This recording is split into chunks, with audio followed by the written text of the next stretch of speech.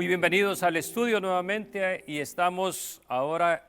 llegamos a las primicias en el Nuevo Testamento. Espero que hayas tenido oportunidad de haber escuchado las dos exposiciones que hice antes acerca de las primicias en el Antiguo Testamento. Y por si acaso no está muy claro, que dijimos y abrimos con esa pregunta, ¿qué eran las primicias en el Antiguo Testamento? Y vimos que la palabra las primicias literalmente significa esa parte de la cosecha, de los granos, el vino, el aceite, los frutos. Y esto lo tenemos detallado en Deuteronomio 26, Éxodo 23, tenemos eso ahí, ¿no? Versículo 19 habla claramente sobre las primicias. Entonces era una ofrenda agrícola en el Antiguo Testamento que representaba la gratitud por la provisión que Dios había hecho. Y es una afirmación de que todo le pertenece a Dios. Y la cosecha también era un producto de la bendición de Dios. Importante aquí, notemos esto, las primicias no eran dinero, no era plata, no era oro, como otras ofrendas del Antiguo Testamento. Ahora, estas ofrendas llamadas primicias eran parte del sistema mosaico para la nación de Israel, una nación que en sus inicios, en esos tiempos, cuando entrara a Canaán, iba a ser una nación agrícola, mayormente. Entonces llegamos a este punto en la enseñanza. ¿Qué enseña el Nuevo Testamento acerca de las primicias? ¿Qué enseña? ¿Qué enseña el Nuevo Testamento que los cristianos debemos traer o deben traer primicias al templo? Vamos a ver. La letra A. En el Nuevo Testamento nunca se ordena dar primicias como un acto de adoración o un acto de ofrenda cristiana. No existe. No existe ni siquiera un solo texto del Nuevo Testamento que ordene a las congregaciones, a la iglesia, a traer primicias. Y sabemos muy bien que el Nuevo Testamento es nuestra regla de fe y conducta. Es decir, que en el Nuevo Testamento encontramos todo lo que la iglesia debe de guardar o rechazar. Entonces no existe en el Nuevo Testamento algo que pida, por ejemplo, el primer salario del año a los congregantes, a los miembros. No existe, no lo tenemos. O que presente las primicias como una forma de recibir prosperidad. Es decir, yo doy las primicias de mi salario, de mi dinero, de lo que tengo, y Dios me va a bendecir más. No existe ese pensamiento, esa enseñanza en el Nuevo Testamento. B. El concepto de primicias en el Nuevo Testamento es espiritual y no económico. Nuevamente, la enseñanza, podemos decir, de primicias en el Nuevo Testamento es espiritual, no es económico. Cada vez que el Nuevo Testamento habla de primicias, lo hace metafóricamente, es decir, de una forma espiritual. No son ofrendas agrícolas o de monedas. Veamos acá, número 1, hablando de esto, de que la enseñanza de primicias es espiritual, no económico. Cristo se habla que es las primicias de la resurrección. 1 Corintios 15, 20, 23. Dice que Cristo es las primicias, el primero que resucita gloriosamente. 2, segundo ejemplo, de que la Biblia, cuando habla de primicias, lo habla en una forma metafórica, como un ejemplo espiritual. Santiago 1:18. Él de su voluntad nos hizo nacer por la palabra de verdad para que seamos primicias de sus criaturas, es decir, que seamos los primeros en cuestión de importancia, si se nos permite decir esa palabra, ¿no? Y que importamos, somos importantes delante de Dios como su creación. otra vez, es una forma espiritual de que Santiago usa para hablarnos a nosotros. Número 3, el Espíritu Santo como primicia de la redención futura. Es decir, el Espíritu Santo se nos ha dado al creyente como una aseguranza de lo que vendrá en el futuro, en la salvación futura del creyente. Y Romanos 8:23 dice que tenemos las primicias del Espíritu. Nosotros también gemimos dentro de nosotros mismos, esperando la adopción, la redención de nuestro cuerpo. Entonces ahí se usa que tenemos, dice, las primicias del Espíritu. O sea, en medio de toda la tribulación, en medio de este mundo, en medio de las dificultades que tenemos, dice, a ustedes Dios les ha dado una garantía, una seguridad de salvación a través de la consolación que encontramos en el Espíritu Santo. ¿No? El Espíritu Santo como primicia de redención futura. Entonces, ¿de dónde viene la enseñanza moderna de dar primicias? ¿De dónde viene todo eso? ¿De dónde sacan la palabra del Antiguo Testamento, de las primicias, de las ofrendas, para una enseñanza moderna en las iglesias? Y es que muchos predicadores de la teología y la prosperidad toman esta enseñanza agrícola del Antiguo Testamento y lo sacan completamente, ¿no?, del Antiguo Testamento y lo traen al Nuevo Testamento, a la iglesia, y lo reempacan, o sea, lo adornan, algo como una práctica financiera obligatoria para la iglesia del día de hoy. Por ejemplo, se pide el primer salario del año para recibir bendiciones. ¿Dónde está eso en la Biblia? No lo encontramos. Ahora, problemas con esto. Al decir que las primicias son ofrendas que traemos a la iglesia. Primero, desconocemos que las primicias eran parte del pacto de la ley, pacto mosaico, que fue terminado, fue abolido, se terminó, concluido en Cristo. Hebreos 8:13 claramente, y si leen todo el capítulo se van a dar cuenta que claramente Hebreos nos dice que ese antiguo pacto se ha dado por viejo al primero, y lo que se da por viejo y se envejece, dice, está próximo a desaparecer. Hebreos hablaba de esto porque estaba hablando de todas esas costumbres, todos esos ritos, todas esas ceremonias que existían todavía en el tiempo que se escribió Hebreos, por supuesto, donde el templo todavía estaba en Jerusalén, pero dice, eso está a punto de desaparecer porque esto ya se terminó, ya se concluyó en la cruz de Cristo. ¿No? Tenemos ahí, nos topamos con ese texto que todo eso es una práctica del Antiguo Testamento.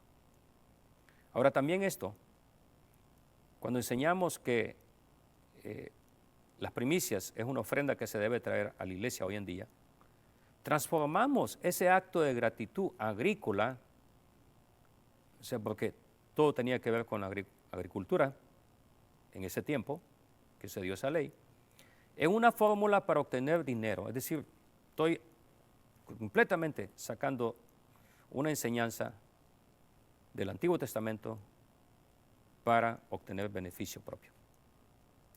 E introduce también cargas que el Nuevo Testamento no establece, o sea, no enseña. Esto no está enseñado en el Nuevo Testamento, lo que es las ofrendas como primicias del creyente para traerlo a la iglesia. Promueve también esto un evangelio condicionado a transacciones económicas, es decir, el evangelio nada más se viste como algo que es financiero. Tú das, Dios te bendice. Si no das, Dios no te bendice. ¿Es esto así? Veamos. ¿Qué es lo que enseña el Nuevo Testamento sobre la ofrenda cristiana? Nos podemos gastar todo el tiempo criticando y hablando de lo que enseñan los pastores o maestros de la prosperidad, teología de la prosperidad, pero mejor veamos qué es lo que dice la palabra de Dios. La palabra de Dios nos da unos principios, por eso le llamamos principios bíblicos sobre las ofrendas. Veamos. Primero, dar voluntariamente. 2 Corintios 9:7 dice que no por obligación, no damos obligadamente. Lo que damos a la iglesia local lo damos no por obligación, voluntariamente. 2. Segundo principio bíblico del Nuevo Testamento. Damos según lo que uno tiene, no según lo que no se tiene. Pueden leer ustedes todo el capítulo 8 de 2 Corintios y se van a dar cuenta de esto. Dice 2 Corintios 8:12, porque si primero hay la voluntad dispuesta, será acepta según lo que uno tiene, no según lo que no tiene. O sea, no se le obliga a la persona a vender y a traer lo que no tiene. No, se da de lo que se tiene, de lo que Dios ha bendecido. Número 3, tercer principio. Damos con alegría y generosidad. Alegría y generosidad. Pero esto digo, el que siembra escasamente también segará escasamente, y el que siembra generosamente, generosamente también segará. Cada uno dé como propuso en su corazón, no con tristeza, ni por necesidad, porque Dios ama al dador alegre. Y poderoso es Dios para hacer que abunde en ustedes toda gracia, a fin de que teniendo siempre en todas las cosas todo lo suficiente, abunden para toda buena obra. ¿No? Entonces, damos con alegría y generosamente. No damos con tristeza. Principio número 4. Cuando damos algo a la obra local, lo hacemos para sostener esa obra y las misiones y los necesitados. Dice 1 Corintios 16, versículos 1 al 3. En cuanto a la ofrenda a los santos, hagan lo que les ordené a las iglesias de Galacia. Cada primer día de la semana, cada uno de ustedes ponga aparte algo según haya ganado y guárdelo para que no se tengan que recoger ofrendas cuando yo esté allá. O sea, aquí nos damos cuenta que damos para sostener la obra, pero lo damos planificadamente. O sea, yo cuando estoy y vengo a la iglesia y va a ser el tiempo de la ofrenda, no estoy buscando unas cuantas monedas en mi bolsillo, a ver si tengo o si traje. No. Esto es planificado, porque nace de un corazón agradecido. Y decimos, esto es para el Señor. Pablo dice, para cuando yo llegue, enviaré a aquellos que ustedes hayan designado por carta para que lleven ofrenda de ustedes a Jerusalén. Aquí nos damos cuenta de esto. Pablo está instruyendo a la iglesia y dice, esta obra ustedes la sostienen, todos la sostenemos, pero es algo que ustedes hablan en casa y sostienen esta obra voluntariamente, con alegría, para dar a la obra y a los necesitados. Quiero leer también acá, cuando hablamos de sostener la obra, este capítulo 2 de Hechos 2, 44 a 45, es un texto que ha sido muy mal interpretado. Y quiero explicar un poco lo que está sucediendo acá. Dios pone en el corazón de los creyentes de la primera iglesia, los primeros creyentes, a vender sus propiedades en Jerusalén. Y una opinión personal, de acuerdo a la historia, es de que Dios ya sabía muy bien lo que iba a suceder en el año 70. Y bueno, las propiedades que ellos tenían iban a ser pérdida total. Entonces, ¿qué sucede? Dios les pone en el corazón para que puedan vender estas propiedades y que todo este dinero, toda esta plata, todo este oro pueda ocuparse para que la obra se expanda y puedan mandar a misioneros y puedan ayudar a la gente pobre, puedan ayudar a todo aquel que necesita en Jerusalén, pero también mandar a otros que vayan y prediquen el evangelio en otros lugares. Entonces, voy a leer Hechos 2, 44 a 45. Dice, todos los que habían creído estaban juntos y tenían en común todas las cosas y vendían sus propiedades y sus bienes y lo repartían a todos según la necesidad de cada uno. Este texto se ha ocupado para pedirle a la gente que venda sus propiedades y que lo traiga a la iglesia. Pero la enseñanza del texto no es esa. Nos está relatando la historia de la primera iglesia y lo que hizo el Señor con ellos para que vendieran esas propiedades, que sirvieran para la obra, sabiendo que todo eso iba a ser una pérdida total. Pero no se puede sacar este texto para una enseñanza moderna en nuestras iglesias. Jamás vamos a pedir que la gente venda sus propiedades y sus bienes y lo traiga a la iglesia. No es bíblico. Y aunque ese texto está ahí, no es un mandato. Está relatando lo que está sucediendo en ese tiempo, en ese momento de la historia de la iglesia. Pero no es un mandamiento para la iglesia. Entonces, ninguna de estas enseñanzas que hemos leído acerca de las ofrendas convierte las primicias en un requisito para el cristiano de hoy en día. ¿Okay? Damos voluntariamente, ¿okay? Damos con alegría, con generosidad, damos para sostener la obra, ayudar a los necesitados, ¿okay? Damos según lo que tenemos, pero no lo que no tenemos, no podemos darlo, ¿no? Concluimos entonces, el Nuevo Testamento no manda a traer ofrendas de primicias a la iglesia, ¿ok? No existe. Bueno, yo lo siento pues para aquellos que enseñan eso, pero no existe tal cosa en el Nuevo Testamento. Y si el Nuevo Testamento es nuestra regla de fe y conducta para la iglesia hoy en día, pues estuviera ahí, pero no está. No se pasa la enseñanza del Antiguo Testamento al Nuevo Testamento, no se aplica lo que se le aplicó al pueblo de Israel en el Antiguo Testamento a la iglesia. Entonces el uso moderno que hace la teología de la prosperidad no tiene su base en el Nuevo Testamento, no existe. Distorsiona el propósito original de las primicias, ¿ok? Ya lo vimos. La enseñanza para nosotros de las primicias del Antiguo Testamento es otro, es una parte espiritual, ya lo vimos. No lo voy a volver a enseñar, ¿no? O a decir nuevamente. Ahora, convierte este acto de oración del Antiguo Testamento en una fórmula para garantizar prosperidad, lo cual no es así. No tenemos nada de eso en el Nuevo Testamento. Si nosotros damos es porque ya hemos sido bendecidos. No damos para garantizar una prosperidad futura. La única prosperidad futura es la que tenemos en el Señor. Pero una prosperidad monetaria no está garantizada por lo que demos. Es de gracia, de gracia. Recibimos y damos de gracia. Entonces el verdadero modelo cristiano no se basa en las primicias, no se basa en esa palabra sacada del Antiguo Testamento y trasladada al Nuevo Testamento. Se basa en la generosidad de cada creyente, en la gratitud de cada hijo de Dios, en la libertad que experimentamos al poder ofrendar. Y lo hacemos con un corazón agradecido.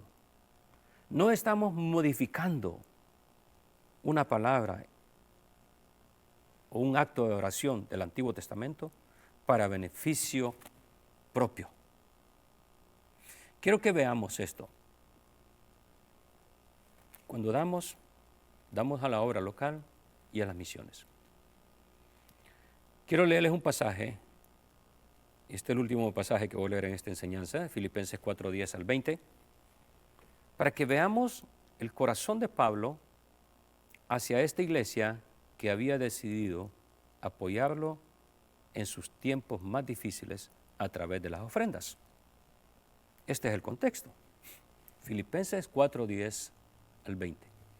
Grande ha sido mi gozo en el Señor de que al fin habrán reanudado ustedes su cuidado por mí. Claro, la disposición la tenían, pero les faltaba la oportunidad. No lo digo porque tenga escasez, pues he aprendido a estar contento en cualquier situación.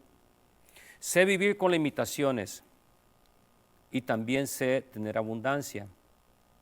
En todo y por todo estoy enseñado, tanto para estar satisfecho como para tener hambre. Lo mismo para tener abundancia que para sufrir necesidad. Todo lo puedo en Cristo que me fortalece. Este texto que ha sido sacado fuera del contexto muchas veces, ¿no? versículo 13. Pero Pablo está hablando de una necesidad y una abundancia que la iglesia ha permitido y ha sido bendición para él. Pablo continúa. Filipenses 4:14. Sin embargo, hicieron bien en participar conmigo en mi tribulación. Y bien saben ustedes, hermanos filipenses, que al principio de la predicación del Evangelio, cuando partí de Macedonia, ninguna iglesia participó conmigo en cuestiones de dar y recibir, sino solo ustedes. Incluso a Tesalónica, una y otra vez, ustedes me enviaron para cubrir mis necesidades. No es que yo busque dádivas, es decir, regalo, ¿no? Lo que busco es que abunde fruto en la cuenta de ustedes. Pero todo lo he recibido y tengo abundancia. Estoy lleno. Y he recibido de Epafrodito lo que ustedes me enviaron.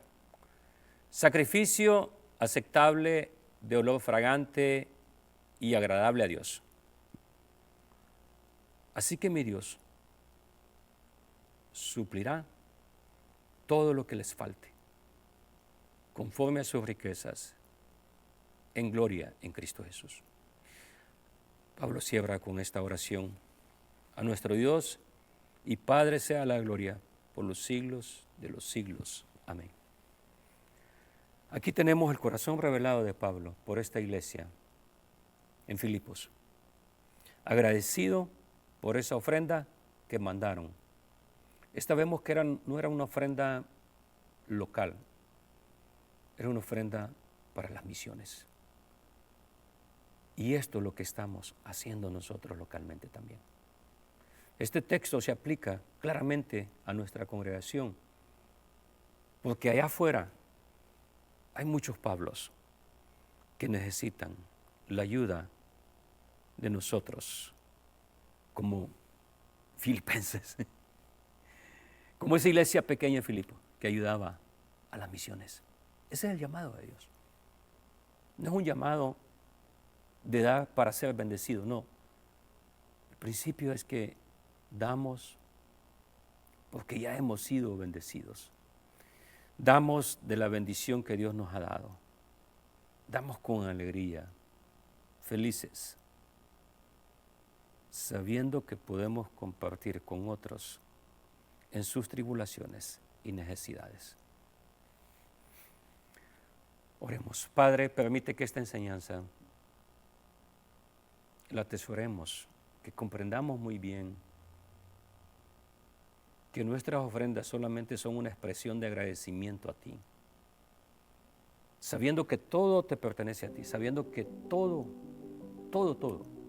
es tuyo, Dios, y que solamente damos una parte pequeña de aquello que tú nos has dado y lo damos con agradecimiento.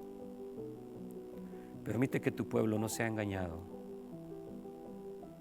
por falsas promesas, engañado simplemente porque quieren lograr un beneficio, una bendición que tanto necesitan, claro que sí. Pero Señor, a ti venimos y ponemos nuestras necesidades,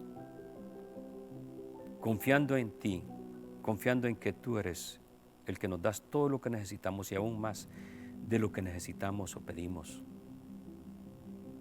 Padre, muchas gracias por todas tus bendiciones. Y al considerar este tiempo de acción de gracias, también consideramos a aquellos que no están en esta nación y que necesitan una bendición especial de parte de nosotros en los tiempos difíciles que viven, en las tribulaciones y necesidades que están pasando. Que seamos instrumentos útiles en tus manos, de bendición para aquellos que están en necesidad. En Cristo Jesús oramos y te agradecemos todo esto, Padre. Amén.